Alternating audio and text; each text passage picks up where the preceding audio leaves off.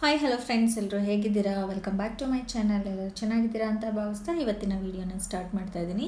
ಇವತ್ತಿನ ವೀಡಿಯೋದಲ್ಲಿ ಗರಿಗರಿಯಾದ ಉದ್ದಿನ ವಡೆ ಹೇಗೆ ಮಾಡೋದು ಅನ್ನೋದನ್ನು ಹೇಳ್ತಾ ಇದ್ದೀನಿ. ತುಂಬಾ ಸಿಂಪಲ್ ಆಗಿರುತ್ತೆ, ತುಂಬಾ ರುಚಿಕರವಾಗಿ ಇರುತ್ತೆ. ವಿಡಿಯೋನ ಲಾಸ್ಟ್ವರೆಗೂ ನೋಡಿ. ನೀವು ಸಹ ತುಂಬಾ ಗರಿಗರಿಯಾದ ಹೋಟೆಲ್ನಷ್ಟೇ ರುಚಿಯಾದ ಉದ್ದಿನ ಬೇಳೆ ಯಾವ ರೀತಿ ಮಾಡೋದು ಅನ್ನೋದನ್ನು ತಿಳ್ಕೊಬೋದು. ಬನ್ನಿ ಹೇಗೆ ಮಾಡೋದು ಅನ್ನೋದನ್ನು ನೋಡೋಣ. ನಾನಿಲ್ಲಿ ಒಂದು 100 ಗ್ರಾಮಷ್ಟು ಒಳ್ಳೆ ಕ್ವಾಲಿಟಿಯ ಉದ್ದಿನ ಬೇಳೆನ ತೊಗೊಂಡು 1-2 ಗಂಟೆಗಳ ಕಾಲ ನೆನೆಸಿದ್ದೀನಿ. ಜಾಸ್ತಿ ನೆನೆಸೋ ಅವಶ್ಯಕತೆ ಇಲ್ಲ. 2-3 ಗಂಟೆಗಳ ಕಾಲ ಒಂದು 4-5 ಸರಿ ಚೆನ್ನಾಗಿ ತೊಳೆದ್ಬಿಟ್ಟು ನೆನೆಸಿ ಇಟ್ಕೋಬೇಕಾಗತ್ತೆ. ಈಗ ಈ ನೆನೆಸಿರೋಂಥ ಉದ್ದಿನ ಬೇಳೆನ ಮಿಕ್ಸಿ ಜಾರಲ್ಲಿ ಹಾಕ್ಬಿಟ್ಟು ನುಣ್ಣಗೆ ನಾವು ರುಬ್ಕೋಬೇಕಾಗತ್ತೆ. ರಾತ್ರಿ ಇಡೀ ನೆನೆಸಿಡಬೇಕು ಅಥವಾ ಒಂದು 4-5 ಗಂಟೆಗಳ ಕಾಲ ನೆನೆಸಿಡಬೇಕು ಅಂತ ಏನಿಲ್ಲ. ಮ್ಯಾಕ್ಸಿಮಮ್ ಅಂದರೆ 3 ಗಂಟೆಗಳ ಕಾಲ ನೆನೆಸಿಟ್ರೆ ಸಾಕು. ಈಗ ಇದನ್ನು ರುಬ್ಬಾಕಿ ಇಟ್ಕೊಳ್ಳೋಣ. ನಾನು ನೀರು ಹಾಕ್ತಿರ ರುಬ್ಕೊತಾ ಇದ್ದೀನಿ. ಇವಾಗ ನೋಡಿ, ಈಗ ಒಂದು 2 ಸ್ಪೂನಷ್ಟು ಮಾತ್ರ ನೀರನ್ನು ಹಾಕ್ಕೊಂಡು ನಾವು ಇದನ್ನು ರುಬ್ಕೋಬೇಕಾಗತ್ತೆ. ತುಂಬಾ ನೀರು ಹಾಕ್ಕೊಂಡ್ರೆ ತೆಳ್ಳಗಾಗೋಗ್ಬಿಡುತ್ತೆ.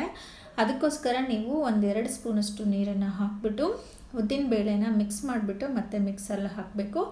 ಮತ್ತು ಆವಾಗವಾಗ ತೆಗ್ದು ನೋಡ್ಕೊಳ್ಳಿ. ನೋಡಿ ಇನ್ನಷ್ಟು ರುಬ್ಬಬೇಕು, ತರಿಯಾಗಿನೇ ಇದೆ. ಇನ್ನೊಂದು 2 ಸ್ಪೂನಷ್ಟು ನೀರನ್ನು ಹಾಕ್ಕೊಂಡು ರುಬ್ಕೊಂಡು ಬರೋಣ. ನೀವು ನೋಡಿ ಕನ್ಸಿಸ್ಟೆನ್ಸಿ ನೋಡಿ ನೀರು ಹಾಕ್ಕೋಬೇಕು. ಒಟ್ಟೊಟ್ಟಿಗೆ ನೀರು ಹಾಕ್ಕೊಂಡ್ರೆ ತೆಳ್ಳಗಾಗೋಗ್ಬಿಡುತ್ತೆ. ಅದರಿಂದ 1-2 ಸ್ಪೂನ್ 3 ಸ್ಪೂನಷ್ಟು ನೀರು ಹಾಕ್ಕೊಂಡು ನೀವು ಇದನ್ನು ರುಬ್ಕೊಂಡು ಬರಬೇಕು. ನೋಡಿ ಈ ರೀತಿ ನುಣ್ಣಗೆ ಹಾಕಬೇಕು. ಇದನ್ನು ಕೈಯಲ್ಲಿ ಇಟ್ಕೊಂಡ್ರೂ ಅಷ್ಟೇ ನೋಡಿ, ನಮ್ಮ ಕೈಗೆ ಅದು ಅಂಟ್ಕೋಬಾರ್ದು, ಆ ರೀತಿ ಇರಬೇಕು. ಮತ್ತು ಇನ್ನೊಂದು ಬೌಲಲ್ಲಿ ಏನಾದರೂ ನೀರು ತೊಗೊಂಡು ಆ ಬೌಲಲ್ಲಿ ನಾವು ರುಬ್ಬಿರೋಂಥ ಈ ಉದ್ದಿನ ಹಿಟ್ಟನ್ನು ಹಾಕ್ಕೊಂಡ್ರೆ ಈ ಥರ ತೇಲ್ಬೇಕು. ಅದು ನೀರಲ್ಲಿ ಕರ್ಗೋಗಬಾರ್ದು. ಈ ರೀತಿ ಬಂದರೆ ಕರೆಕ್ಟಾಗಿರೋ ಕನ್ಸಿಸ್ಟೆನ್ಸಿ ಆಗಿದೆ ಅಂತ ಅಂದ್ಬಿಟ್ಟು ತಿಳ್ಕೊಬೋದು. ಈಗ ಒಂದು ಬೌಲ್ ತೊಗೊತಾ ಇದ್ದೀನಿ. ಈ ಬೌಲಲ್ಲಿ ನಾವು ರುಬ್ಬಿರೋ ಅಂಥ ಉದ್ದಿನಬೇಳೆ ಹಿಟ್ಟನ್ನು ಹಾಕ್ಕೊಳ್ಳೋಣ. ಮತ್ತು ಈ ವಡೆ ಮಾಡೋವಾಗ ಯಾವಾಗೂ ಅಷ್ಟೇ ರೌಂಡ್ ಬೌಲೇ ತೊಗೋಬೇಕು. ಆವಾಗಲೇ ನಾವು ವಡೆ ಹಾಕಬೇಕಾದ್ರೆ ರೌಂಡಾಗಿ ಚೆನ್ನಾಗಿ ಬರುತ್ತೆ. ಅದರಿಂದ ಈ ಬೌಲನ್ನು ಅಷ್ಟೇ ನೀವು ಗುಂಡಿಗಿರೋಂಥ ಬೌಲನ್ನು ತೊಗೊಳ್ಳಿ. ಒಂದು ಸ್ವಲ್ಪ ಮೆಣಸು ಹಾಕ್ಕೊತಾ ಇದ್ದೀನಿ. ಒಂದು ಸ್ವಲ್ಪ ಕರಿಬೇವಿನ ಸೊಪ್ಪನ್ನು ಸಹ ಹಾಕ್ಕೊತಿದ್ದೀನಿ.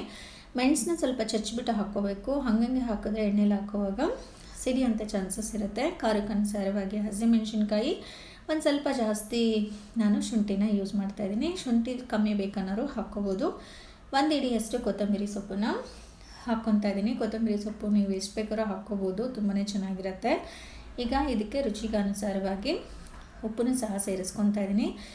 ಇಲ್ಲಿ ಯಾವುದೇ ರೀತಿ ಸೋಡಾ ನಾನು ಯೂಸ್ ಮಾಡ್ತಾ ಇಲ್ಲ. ಬರೀ ಇಷ್ಟೇ ಇಂಗ್ರೀಡಿಯೆಂಟ್ಸು. ತುಂಬಾ ರುಚಿಕರವಾಗಿರುತ್ತೆ. ಅದೇ ರೀತಿ ತುಂಬಾ ಸುಲಭ. ಉದ್ದಿನ ಬೇಳೆ ಅಂತೂ ನೆನೆದಿದ್ರೆ ಒಂದು 20 ನಿಮಿಷದಲ್ಲಿ ನಾವು ಉದ್ದಿನ ವಡೆನ ರೆಡಿ ಮಾಡ್ಕೋಬೋದು.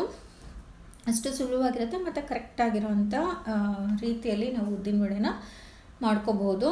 ನೋಡಿ ಚೆನ್ನಾಗಿ ಕಲಿಸ್ಕೋಬೇಕು. ಉಪ್ಪೆಲ್ಲ ಚೆನ್ನಾಗಿ ಮಿಕ್ಸ್ ಆದಮೇಲೆ ಈಗ ಎಣ್ಣೆನ ಕಾಯೋಕ್ಕೆ ಇಟ್ಬಿಡೋಣ ಸೈಡಲ್ಲಿ. ನೋಡಿ ಈ ರೀತಿ ಒಂದು ಬೌಲಲ್ಲಿ ನೀರು ತೊಗೊಂಡು ಕೈನ ಒದ್ದೆ ಮಾಡ್ಕೋಬೇಕು. ಒದ್ದೆ ಮಾಡಿಕೊಂಡು ಈ ರೀತಿ ನಿಮ್ಗೆ ಯಾವ ರೀತಿ ಸೈಜ್ ಬೇಕೋ ಅದಕ್ಕನುಸಾರವಾಗಿ ಹಿಟ್ಟನ್ನು ತೊಗೊಂಡು ನೀವು ಕಾದಿರೋಂಥ ಎಣ್ಣೆಗೆ ಹಾಕ್ಕೋಬೇಕು. ಮತ್ತು ಎಣ್ಣೆ ಕಾಯಿಸೋಗೂ ಅಷ್ಟೇ ಹೈ ಫ್ಲೇಮಲ್ಲಿ ಇರಬೇಕು. ಚೆನ್ನಾಗಿ ಎಣ್ಣೆ ಕಾದಿರಬೇಕು. ಆವಾಗೇ ನೀವು ಉದ್ದಿನ ವಡೆನ ಹಾಕ್ಕೊಂಡ್ರೆ ಚೆನ್ನಾಗಿ ಬರುತ್ತೆ. ಇಲ್ಲ ಅಂದರೆ ಬಿಟ್ಟೋಗ್ಬಿಡುತ್ತೆ ಮತ್ತು ಟೇಸ್ಟೂ ಅಷ್ಟೇ ಹಾಳಾಗುತ್ತೆ. ಅದರಿಂದ ಚೆನ್ನಾಗಿ ಕಾದಿರಬೇಕು ಮತ್ತು ಹೈ ಫ್ಲೇಮಲ್ಲಿ ನೀವು ವಡೆನ ಬಿಡಬೇಕಾಗತ್ತೆ. ನೋಡಿ ಈ ರೀತಿ ಒಂದೊಂದೇ ವಡೆನ ಹಾಕಬೇಕು. ಮತ್ತು ಪ್ರತಿಯೊಂದು ವಡೆನೂ ನೀವು ಕೈಗೆ ತೊಗೋಬೇಕಾದ್ರೆ ಕೈನ ಒದ್ದೆ ಮಾಡಿಕೊಂಡು ನೀರಲ್ಲಿ ಆಮೇಲೆ ತೊಗೊಂಡ್ರೆ ಕರೆಕ್ಟಾಗಿ ಅದು ಬರುತ್ತೆ. ಕೈಗೂ ಅಂಟಲ್ಲ. ಪರ್ಫೆಕ್ಟ್ ಆಗಿರೋವಂಥ ಉದ್ದಿನ ವಡೆ ಮಾಡ್ಕೋಬೋದು. ನೋಡಿ ಹಾಕಿದ ತಕ್ಷಣ ಮತ್ತೆ ತಿರುಗಿಸೋಕ್ಕೂ ಹೋಗಬಾರ್ದು. 1-2-3 ನಿಮಿಷಗಳ ಕಾಲ ಹಾಗೆಯೇ ಬಿಟ್ಬಿಟ್ಟು ಸ್ವಲ್ಪ ನೊರೆ ಕಡಿಮೆ ಆದಮೇಲೆ ಕಲರ್ ಚೇಂಜಸ್ ಆಗ್ತಾ ಇದೆ ಅಂತ ಅನ್ನಿಸ್ದಾಗ ಈ ಥರ ತಿರುಗಿಸ್ಕೊಟ್ರೆ ಸಾಕು. ನೀವು ಹಾಕಿದ ಕೂಡಲೇ ನೀವು ತಿರುಗಿಸೋಕೆ ಹೋದರೆ ಒಂದಕ್ಕೊಂದು ಅಂಟ್ಕೊಬಿಡುತ್ತೆ ಮತ್ತು ಬಿಟ್ಕೊಳೋಂಥ ಚಾನ್ಸಸ್ಸೂ ಇರುತ್ತೆ.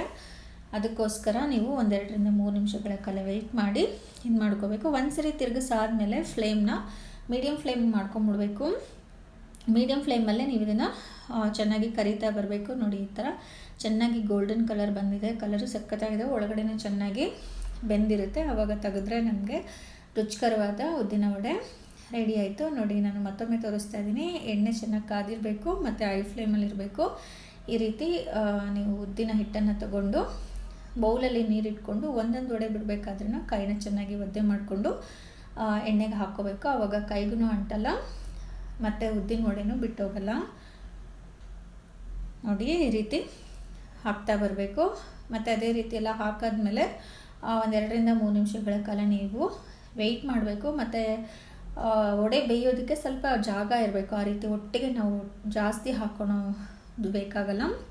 ಒಂದು ಸ್ವಲ್ಪ ಎಲ್ಲ ಚೆನ್ನಾಗಿ ಬೇಯೋದಕ್ಕೆ ಜಾಗ ಬಿಟ್ಟು ಎಣ್ಣೆ ಹೆಂಗಿರುತ್ತೆ, ಬಾಣಲಿ ಹೇಗಿರುತ್ತೆ ಅದಕ್ಕೆ ಅನುಸಾರವಾಗಿ ನೀವು ಉದ್ದಿನ ವಡೆನ ಹಾಕ್ಕೋಬೇಕಾಗತ್ತೆ. ನೋಡಿ ಈ ಥರ ಸ್ವಲ್ಪ ತಿರುಗಿಸ್ಬಿಟ್ಟು ಮೀಡಿಯಮ್ ಫ್ಲೇಮ್ ಇಟ್ಕೊಂಡ್ಬಿಡ್ಬೇಕು. ತುಂಬ ಲೋ ಫ್ಲೇಮಲ್ಲಿ ಇಟ್ರೇನೂ ಚೆನ್ನಾಗಾಗಲ್ಲ ವಡೆ. ಮೀಡಿಯಮ್ ಫ್ಲೇಮಲ್ಲಿ ಇಟ್ಕೊಂಡು ಹದವಾಗಿ ನಾವು ಇದನ್ನು ಫ್ರೈ ಮಾಡ್ಕೋಬೇಕಾಗತ್ತೆ. ಚೆನ್ನಾಗಿ ಗೋಲ್ಡನ್ ಬ್ರೌನ್ ಬರುತ್ತೆ, ಒಳ್ಳೆ ಸುಗಮ ವಾಸನೆ ಕೂಡ ಬರ್ತಾ ಇರುತ್ತೆ. ಆ ಟೈಮಲ್ಲಿ ನಾವು ಗರಿಗರಿಯಾದ ಉದ್ದಿನ ವಡೆ ರೆಡಿಯಾಗಿದೆ ಅಂತ ತಿಳ್ಕೊಂಡು ಎಣ್ಣೆಯಿಂದ ತೆಗೆದ್ರೆ ರುಚಿಕರವಾದ ಉದ್ದಿನ ವಡೆ. ಹೋಟೆಲ್ಗಿನ್ನೂ ಒಂದು ಕೈ ಜಾಸ್ತಿನೇ ರುಚಿಯಾಗಿರೋಂಥ ಉದ್ದಿನ ವಡೆ ನಾವು ಮನೆಯಲ್ಲೇ ಅತಿ ಸುಲಭವಾಗಿ ಹಬ್ಬಗಳಿಗೆ ಮತ್ತು ಇಡ್ಲಿ ಮಾಡಿದಾಗ ಮಾಡಿಕೊಂಡ್ರೆ ತುಂಬಾ ಚೆನ್ನಾಗಿರುತ್ತೆ. ಇದನ್ನು ಚಟ್ನಿ ಮತ್ತು ಸಾಂಬಾರು ಜೊತೆ ಸರ್ವ್ ಮಾಡಿ ತುಂಬಾ ಟೇಸ್ಟಿಯಾಗಿರುತ್ತೆ. ಈ ವಿಡಿಯೋ ಸ್ವಲ್ಪ ಆದರೂ ಯೂಸ್ಫುಲ್ ಆಗಿದೆ ಅಂತ ಭಾವಿಸ್ತಾ ಇವತ್ತಿನ ವಿಡಿಯೋನ ಕ್ಲೋಸ್ ಮಾಡ್ತಾ ಇದ್ದೀನಿ. ಈ ವಿಡಿಯೋ ಇಷ್ಟ ಆಗಿದ್ರೆ ಲೈಕ್ ಮಾಡಿ, ಶೇರ್ ಮಾಡಿ ಮತ್ತು ನನ್ನ ಚಾನಲ್ನ ಸಬ್ಸ್ಕ್ರೈಬ್ ಮಾಡಿ. ಅದೇ ರೀತಿ ವಿಡಿಯೋ ಮತ್ತು ನನ್ನ ಚಾನಲ್ನ ನಿಮ್ಮ ಫ್ಯಾಮಿಲಿ ಮತ್ತು ಫ್ರೆಂಡ್ಸ್ ಜೊತೆಗೂ ಸಹ ಶೇರ್ ಮಾಡ್ಕೊಳ್ಳಿ. Thank you.